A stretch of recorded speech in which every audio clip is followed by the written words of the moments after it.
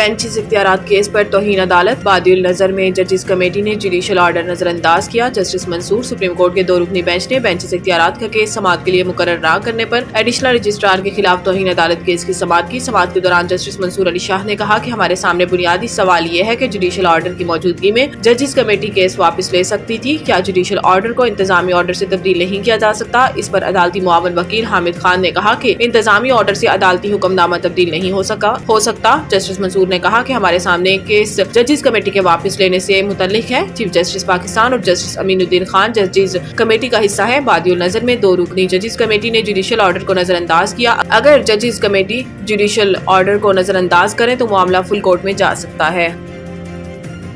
توشہ خانہ 2 case, Imran Khan Bushra be be کی بریت کی درخواستوں پر فریقین کو نوٹسز جاری۔ اسلام آباد ہائی کورٹ نے توشہ خانہ 2 کیس میں بانی P T I Imran Khan اور ان کی اہلیہ بشرا بی بی کی بریت کی درخواستوں پر فریقین کو نوٹسز جاری کیے۔ اسلام آباد ہائی کورٹ کے جسٹس انعام منہاس نے عمران خان اور بشرا بی بی کو توشہ خانہ 2 کیس میں بریت کی درخواستوں پر سماعت کی۔ درخواست گزاروں کی جانب سے بیرسٹر سلمان صفدر عدالت میں پیش ہوئے۔ وکیل صفائی بیرسٹر سلمان صفدر نے توشہ خانہ 2 کیس کے ٹرائل پر حکم امتناع جاری کرنے کی استدعا کی، جس پر جسٹس انعام امین منہاس نے کہا کہ کرمنل کارروائی کو اس موقع پر اسٹے کرنے کی کوئی عدالتی نظیر موجود نہیں، دوسرے فریق کو آ جانے دیں، دونوں کو سن کر دیکھ لیتے ہیں، ہم آپ کی درخواست پر نوٹس کر کے دوسرے فریق کو بھی سن لیتے ہیں۔ بیرسٹر سلمان صفدر نے مختلف عدالتی فیصلوں کا حوصلہ دیتے ہوئے کہا کہ پروسیکیوشن کا کیس ہے کہ تحفہ وصول کیا، تخمینہ کے لیے دیا، ضمانت کی 2 درخواستوں کے احکامات بھی لگے ہوئے ہیں، ٹرائل کورٹ کو کارروائی روکنے کا حکم دیا جائے۔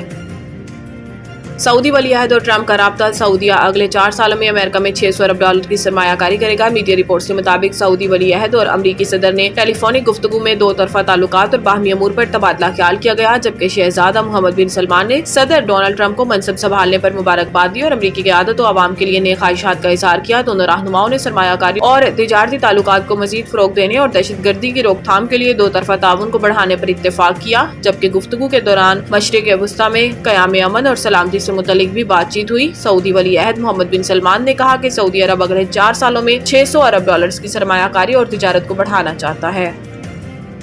9 مئی توڑ پھوڑ کیس، عدم پیشی پر عمر ایوب کے وارنٹ گرفتاری جاری۔ سرگودا کی انسداد دہشت گردی عدالت 9 مئی کو میاں والی میں ہنگامہ آرائی اور توڑ پھوڑ کیس کی سماعت ہوئی۔